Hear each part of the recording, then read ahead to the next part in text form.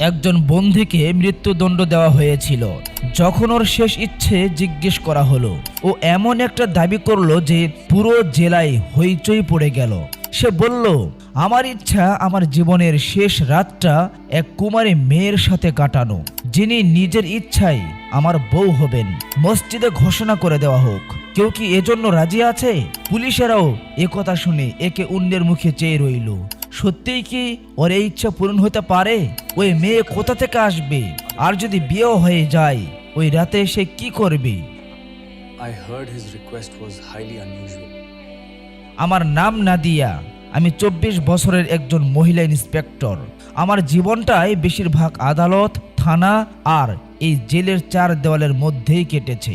আমি অসংখ্য মুখ দেখেছি, কিছু নরম, কিছু কঠোর, কিছু নির্দোষ আর কিছু পাথরের হৃদয়। জায়ান আমাকে একটা অদ্ভুত দ্বিধায় ফেলে দিয়েছিল। সে সাধারণ কোনো অপরাধী মনে হচ্ছিল না।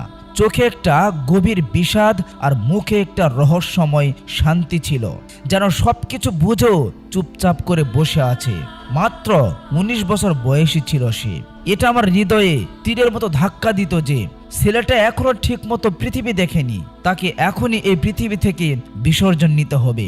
সে খুব কম কথা বলে, যেন শব্দগুলো কেবল পাস হচ্ছে, কিন্তু মাল্টি লেভেল কাজের কিছু না, বা হয়তো সে নিজেই কিছু বলতে চায় না। অনেকবার মনে হলো জিজ্ঞেস করব, জায়ান, তুমি এমন কি অপরাধ করেছ যার শাস্তি মৃত্যুই হওয়া উচিত? কিন্তু তার মুখে ছড়ানো বিষণ্ণতা আমার ঠোঁটগুলোকে সিল করে দিয়েছিল। পুলিশের চাকরি আমাকে কঠোর হৃদয়ে তৈরি করেছিল, কিন্তু 870 নাম্বার জেলের সামনে হৃদয়ে একটা কোমলতা জাগত। আমি জানতাম এখানে বন্দীদের সঙ্গে যোগাযোগ রাখা একেবারেই নিষিদ্ধ। আইন কঠোর, তা সত্ত্বেও কোথাও একটা প্রশ্ন বারবার মাথা তুলে দাঁড়াতো, এই ছেলেটা কি সত্যি অপরাধী নাকি পরিস্থিতির শিকার? এই ভাবনায় আজ আমার কাছে একটা বিশেষ আদেশ এলো। এমন একটা আদেশ যা শুধু জায়ানের শেষ ইচ্ছের সঙ্গে জড়িত ছিল না, বরং আগামী কয়েকদিনের মধ্যে আমাদের পুরো কারাগারকে কাঁপিয়ে দেবে। 2 দিন পর বন্দী নম্বর 870কে মৃত্যুদণ্ড দেওয়া হবে। এই সময় তাকে তার মা এবং বাবার সঙ্গে শেষবারের মতো দেখা করার অনুমতি দেওয়া হয়েছে। এই খবর পেতেই আমার মনে একটা অদ্ভুত অস্থিরতা ছড়িয়ে পড়ল। কারাগারের পরিবেশে কঠোরতা স্বাভাবিক, কিন্তু আজ বাতাসে বিষাদের সঙ্গে ভয় মিশ্রিত একটা অবস্থা ছিল। আমি জানতাম যে মৃত্যুদণ্ড প্রাপ্ত প্রতিটি বন্দীকে তার শেষ ইচ্ছা প্রকাশ করার অধিকার দেওয়া হয়, কোনো বিশেষ খাবার হোক, দেখা হোক বা অন্য কোনো ইচ্ছে। তবে কেউ এমন কোনো অদ্ভুত অনুরোধ করতো না যেটা জায়ান পরে করলো। জায়ান আহমেদের দেহটা ছিল পাতলা, লম্বা, কিন্তু মানসিকভাবে সে অনেক শক্ত ছিল। যখন সে তার মায়ের সঙ্গে দেখা করলো, তখন দৃশ্যটা হৃদয় বিদারক ছিল।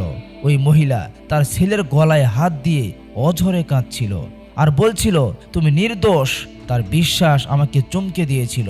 সাজা শোনানো হয়েছিল, তবুও সে আশা হারায়নি। মনে করেছিল হয়তো কোনো ভুল বোঝাবুঝির আছে। ঠিক সেই দিনই আমাকে জায়ানের শেষ ইচ্ছে জিজ্ঞেস করার নির্দেশ দেওয়া হয়েছিল। আমি ভাবলাম হয়তো সে তার পরিবারের সঙ্গে কিছু সময় কাটাতে চাইবে বা কোনো সাধারণ ইচ্ছে প্রকাশ করবে। কিন্তু যখন আমি সামনে গেলাম, তার মুখে একটা অদ্ভুত শান্তি ছিল। আমি ধীরে ধীরে জিজ্ঞেস করলাম, জায়ান, তোমার কোনো শেষ ইচ্ছা আছে? যদি থাকে তাহলে বলো, সেটা পূরণ করার চেষ্টা করা হবে। সে আমার দিকে তাকালো, কিছুক্ষণ চুপ ছিল, তারপর বলল, আমার একটা ইচ্ছে আছে। আপনারা কি সেটা পূরণ করতে পারবেন? আমি জবাব দিলাম, এটা তো প্রতিটি বন্ধুর অধিকার। তোমার ইচ্ছে পূরণ করার চেষ্টা করা হবে, তুমি বলো। আমি ভাবলাম হয়তো সে কাউকে দেখতে চাইবে, কিন্তু যখন আমি তাকে এসপি সাহেবের কাছে নিয়ে গেলাম এবং তিনি কোমলভাবে জিজ্ঞেস করলেন, ছেলে, তোমার শেষ ইচ্ছে কি, বলো আমাকে, তখন তার ঠোঁট থেকে বেরিয়ে হওয়া কথাগুলো পুরো ঘরটাই ভারী করে দিয়েছিল। জায়ান বলল, আমি জীবনে প্রথমবার আর শেষবারই বিয়ে করতে চাই। নিজের বইয়ের সাথে এক রাত কাটাতে চাই ফাঁসির আগে। জায়ানের কথা শুনে ঘরে একদম নীরবতা নেমে এলো। আমি, এসপি সাহেব আর বাকিরা সবাই হতবাক হয়ে একে অন্যের মুখে চেয়ে রইলাম। এসপি সাহেব কয়েক সেকেন্ড নীরব থাকার পর সিরিয়াস কণ্ঠে বলল, ছেলে, আমরা তো বিয়ে করে দিতে পারি, কিন্তু ভাবো তো কোন মেয়ে তোমার সাথে এই অবস্থায় বিয়ে করবে? সবাই তো জানে তুমি 2 দিন পর মৃত্যুবরণ করবে, তোমার ফাঁসি হবে। তাছাড়া তুমি গরিব পরিবার থেকে এসেছো, না তোমার সম্পদ আছে, আর প্রভাবের কোনো শক্তি তোমার কাছে নেই। কোন মেয়ে তোমার কাছে একদিনের জন্য বউ হবে? জায়ান চুপচাপ শুনতে লাগলো। মুখে একটা অদ্ভুত শান্তি ছিল। তারপর বলল, আমি আমার কথাই স্থির আছি স্যার। আমার শেষ ইচ্ছা একমাত্র একটাই। এসপি সাহেব একটু রেগে গিয়ে বললেন, অন্য কোনো ইচ্ছে থাকলে বলো। খেতে যাওয়া, কারোর সঙ্গে দেখা করতে যাওয়া, কোথাও ঘুরতে যাওয়া, এসব থাকলে বলো। আমাদের পক্ষে বিয়ে দেওয়া সম্ভব নয়। জায়ান ধীরে বলল, স্যার আপনি চিন্তা করবেন না, আমার বিয়ে নিজে নিজে হয়ে যাবে। শুধু আপনি একটা কাজ করেন, মসজিদে ঘোষণা করিয়ে দেন যে বন্ধু জায়ান আহমেদ তার মৃত্যুদণ্ডের আগে একদিনের জন্য কার সাথে বিয়ে করতে চাই, এমন একটা মেয়েকে যে নিজের ইচ্ছেই তার স্ত্রী হতে চায়। এটা শুনে আমি তো চমকে উঠলাম। পুরো ঘরটা নীরব হয়ে গেল, সবার মুখে বিস্ময়। এমন একটা বন্ধু কিভাবে এমন অদ্ভুত শর্ত রাখতে পারে? জায়ান আমাদের নীরবতা ভেঙে বলল, যদি কোনো মেয়ে রাজি হয়ে যায় তাকে বাধা দিও না। তার চোখে এমন এক সত্যতা ছিল যে কেউ অস্বীকার করতে পারতো না। এসপি সাহেব কাঁধ ঝাঁকিয়ে বলল, ঠিক আছে, ঘোষণা করে দিচ্ছি, কিন্তু আমরা বিশ্বাস করি না যে এমন শর্তে এই অবস্থায় তোমার কাছে কেউ বিয়ে বসবে। বিষয়টা ওই একই সন্ধ্যায় জেলের কাছে মসজিদ থেকে ঘোষণা উঠল, কেডি নাম্বার 870 জায়ান আহমেদ তার শেষ ইচ্ছে হিসাবে একদিনের জন্য কারো সাথে বিয়ে করতে চাই। এই ঘোষণা পুরো কানপুরে ছড়িয়ে পড়ল, কিন্তু আমাদের মনে বিশ্বাস ছিল না যে কেউ তার কাছে আসবে। আমাদের সবার মনে হচ্ছিল এমন শর্তে কেউ সামনে কখনোই আসবে না। তাছাড়া জায়ান একটা দরিদ্র পরিবারের ছেলে, না খেতে পারে, না তার কোনো ভালো জায়গা অবস্থান আছে। কে তাকে কোন হিসাবে মেনে নেবে? আমাদের এটা একটা মজার ব্যাপার মনে হচ্ছিল। কিন্তু ঘোষণার মাত্র 1 ঘন্টাখানেক পরেই একটা সিপাহী আমার অফিসে এসে বলল, ম্যাডাম, জেলের দরজায় একজন যুবতী মেয়ে বউ সেজে দাঁড়িয়ে আছে, আর তার সঙ্গে একজন পণ্ডিত আছে। এটা শুনে এসপি সাহেব আর আমি দুজনেই একেবারেই অবাক হয়ে গেলাম। আমরা দ্রুত বাইরে বেরালাম এবং দেখলাম 17-18 বছরের একজন নাজুক মেয়ে, সে লাল পোশাকে দাঁড়িয়েছিল, সাজসজ্জা করা, কিন্তু মুখে এক অদ্ভুত শান্তি আর দৃঢ়তা ছিল। তার সঙ্গে একজন বয়স্ক পণ্ডিত দাঁড়িয়েছিল, হাতে বিয়ের রেজিস্টার্ড খাতাও ছিল। এসপি সাহেব কঠোর স্বরে জিজ্ঞেস করলেন, পণ্ডিতজি, এটা কি ব্যাপার? এখানে কেন এসেছেন? এই অবস্থা কেন? এই মেয়েটা কে? তিনি ভদ্র ভঙ্গিতে উত্তর দিলেন, সাহেব, এই মেয়ে সে নিজেই আমার কাছে এসেছিল, বলল জায়ান আহমেদের সঙ্গে বিয়ে করতে চাই।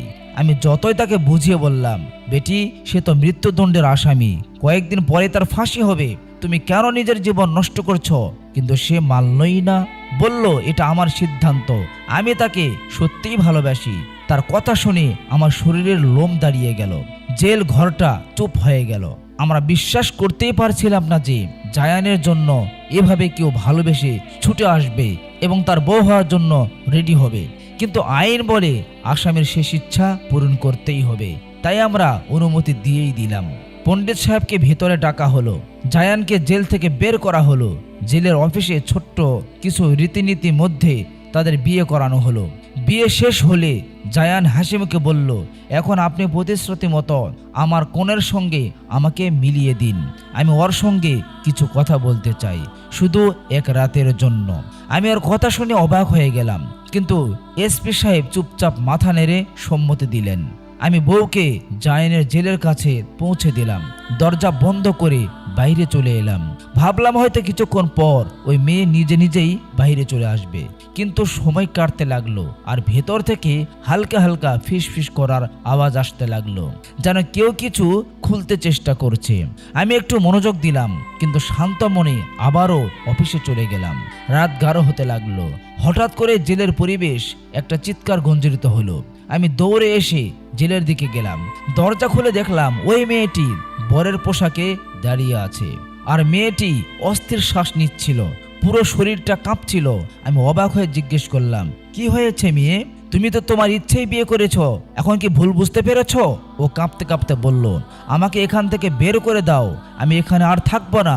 আমি তেজির স্বরে বললাম, কেন থাকবে না? শখ মিটে গিয়েছে? ভালোবাসার নেশা উঠে গিয়েছে? কিন্তু সে চুপচাপ রইল, কাপড়ের আঁচল মুঠোয় আটকে দাঁড়িয়েছিল। মুখে এমন ভয় ছিল যেন কোনো ভয়ঙ্কর স্বপ্ন থেকে ফিরে এসেছে। আমি দরজা খুললাম, তখন ওই মেয়েটা বিদ্যুতের গতির মতো বাহিরে দৌড়ে চলে গেল। কিছু না বলে দ্রুত চলে গেল। আমি সেলফোনটা আবার বন্ধ করে সময় মতো নিজের অফিসে চলে এলাম। সারা রাত চিন্তায় ডুবেছিলাম, তারপর ক্লান্তিতে ঘুমিয়ে পড়লাম। আমি কি জানি যে সকাল হতে না হতেই একটা ঝড় আসছে। সূর্য উঠতেই এসপি সাহেব রেগে আমার অফিসে ঢুকলেন। ইন্সপেক্টর নাদিয়া, তাড়াতাড়ি যাও আর দেখো জায়ান কোথায়। আমি বললাম, স্যার, হয়তো সে নিজের জেলেই কোথাও আছে। আমার হৃদয় স্পন্দন বেড়ে গেল। আমি দৌড়ে জায়ানের জেলের দিকে গেলাম। দরজার কাছে গিয়ে ডাক দিলাম, জায়ান বাইরে আসো, কিন্তু ভেতর থেকে কোনো উত্তর এলো না। আমার কপালে ঘাম জমে গেল। আমি জানালার দিকে ঢুকে দেখলাম ভিতরে একজন লোক পুরুষদের পোশাকে দেওয়ালের কাছে শুকিয়েছিল। আমি দরজা খুলে ভিতরে ঢুকলাম, সামনে এগিয়ে গেলাম, আর যখনই লোকটিকে সোজা করলাম আমার পা মাটি থেকে সরে গেল। ওটাই সেই মেয়ে যেটা কাল বউ হয়ে এসেছিল। এখন সে জায়ানের কাপড় পরে অচেতন অবস্থায় পড়েছিল। আমার হাত পা কাঁপতে লাগলো। এসপি সাহেবও সেখানে এসে পৌঁছালেন। এই দৃশ্য দেখে তিনি চিৎকার করে উঠলেন, এটা কি নাটক? জায়ান কোথায়? আমি কিছুই বলতে পারলাম না। তিনি চেঁচিয়ে বললেন, তোমার অবহেলায় জেলের শৃঙ্খলা ভেঙে পড়ল। একজন মৃত্যুদণ্ডপ্রাপ্ত বন্দী পালিয়ে গিয়েছে। আমি স্তম্ভিত হয়ে গিয়েছিলাম, আমার মাথা নীরব হয়ে গিয়েছিল। আমরা সবাই বুঝতে পারলাম জায়ান এমন একটা চাল চালিয়েছিল যা আমাদের অন্ধ করে দিয়েছিল। সে বরযাত্রীর পোশাকে জেল থেকে পালিয়ে গিয়েছে, আর ওই মেয়েটি হয়তো তারই সঙ্গী। ইচ্ছাকৃতভাবে তার জন্য বলিয়ান হয়েছিল। যখন সে সচেতন হলো তখন একদম শান্ত স্বরে বললেন, তোমরা জায়ানের সঙ্গে অন্যায় করেছ, সে মৃত্যুদণ্ডের যোগ্য ছিল না। আমি রেগে গিয়ে বললাম, এই মামলা আদালত সিদ্ধান্ত নেবে। তিনি হালকা একটা হাসি দিয়ে বললেন, সিদ্ধান্ত সময়ই নিয়ে নিবে, আর সময় প্রমাণ করবে সে আসলে দোষী নাকি নির্দোষী। এসপি সাহেব কঠোর স্বরে আদেশ দিলেন, জায়ানকে খুঁজে বের করো। যদি আমরা তাকে ধরতে না পারি তাহলে পরিণতি খুব ভয়াবহ হবে। গোটা জেলায় হইচই পড়ে গিয়েছিল। একজন মৃত্যুদণ্ডপ্রাপ্ত বন্দী আমাদের সবাইকে ঠকিয়ে পালিয়ে গিয়েছে জেল থেকে। এসপি সাহেব রেগে আগুনের মতো ছিলেন, আর আমাদের হৃদয় দ্রুত ধরপড় করছিল। আমি বুঝতে পারছিলাম না যে আমি এত বড় ভুল করলাম কি করে। আমি এমন একজনের উপর ভরসা করেছিলাম যে আমাদের মিথ্যা বলেছে। এখন একটাই উপায় ছিল, ওই মেয়ের মুখ থেকে সত্য বের করা। জায়ানকে খুঁজে পাওয়া সম্ভব ছিল না, সে অনেক ঘন্টা আগেই পালিয়ে গিয়েছিল। আমি কঠোর স্বরে বললাম, শোনো মেয়ে, এখন তোমাকে কিছু প্রশ্ন করা হবে। যদি সত্য না বলো ফলাফল মোটেও ভালো হবে না। আমি দেখলাম সে একদম শান্ত ছিল, যেন সব কিছু আগে থেকেই ঠিক হয়ে গিয়েছে। সে বলল, আমি জায়ানের ব্যাপারে সব সত্য বলবো। আমি ভালো করে তার মুখ দেখে নিলাম। আমি দেখলাম কোনো ভয় তার চেহারায় মোটেও ছিল না। আমি জিজ্ঞেস করলাম, সে কি সত্যিই তোমার ভাই নাকি লোকেরা এই নাটক সাজিয়েছিল বলো তো? সে কিছুক্ষণ চুপ ছিল, তারপর ধীরে ধীরে বলল, না, সে আমার একমাত্র ভাই নয়। এই কথা শুনি আমার মধ্যে ক্রোধের একটি ঢেউ বয়ে গেল। তাহলে তুমি এসব কেন করছিলে? তুমি তার সঙ্গে বিয়ে কেন করেছিলে?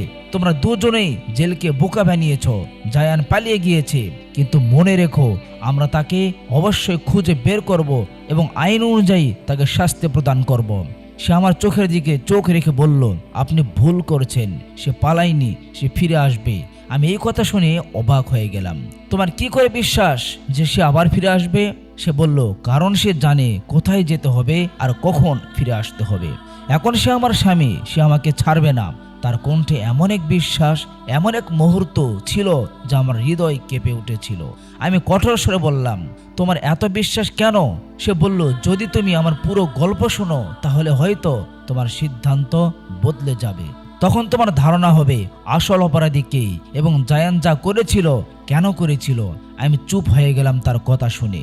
সেই মেয়েটি এখনো নিজের অবস্থায় দাঁড়িয়েছিল, যেন কোনো বড় সত্যি লুকিয়ে রেখেছে তার মাঝে। তারপর সে ধীরে ধীরে বলল, আমার নাম যারা এবং আমার বড় বোনের বিয়ে জায়ানের সঙ্গেই হয়েছিল। যারা কথা শুরু করলো, জায়ান ছোটবেলা থেকেই সাহসী এবং নির্ভয় ছিল। হয়তো কোনো মুহূর্ত এসেছে যখন সে কারো সামনে পিছন হটে নাই।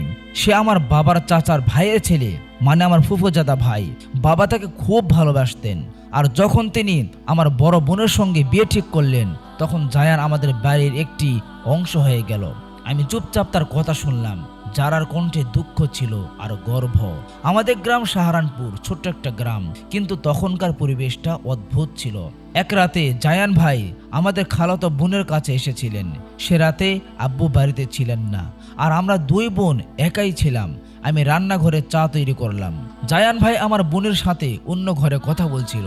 সবকিছু সাধারণ মনে হচ্ছিল। হঠাৎ দরজায় জোরে জোরে ঠক ঠক ঠক ঠক শব্দ শুরু হলো। সেই মুহূর্তটা মনে পড়তেই যারার কণ্ঠ কাঁপতে লাগলো। আমি দরজার বাইরে তাকালাম। তখন ৩-৪ জন বদমাশ লোক দাঁড়িয়েছিল। তাদের মুখে বড় বড় তার ছাপ ছিল।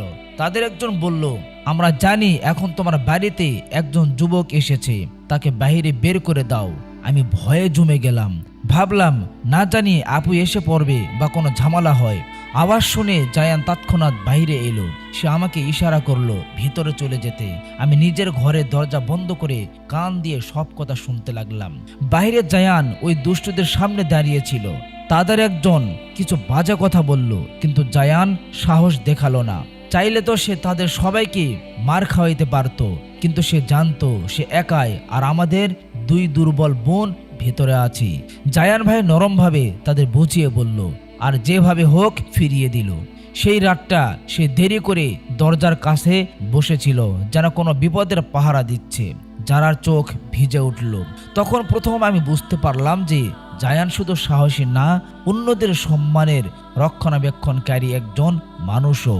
আমাদের তো কিছুই আন্দাজ ছিল না, কারণ ওই রাতটাই আসন্ন ঝড়ের প্রথম ইঙ্গিত ছিল।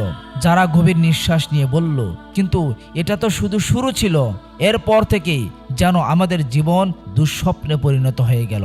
প্রতিদিনই ৩-৪ জন দুর্বৃত্ত আমাদের বাড়ির বাইরে এসে দাঁড়িয়ে থাকতো।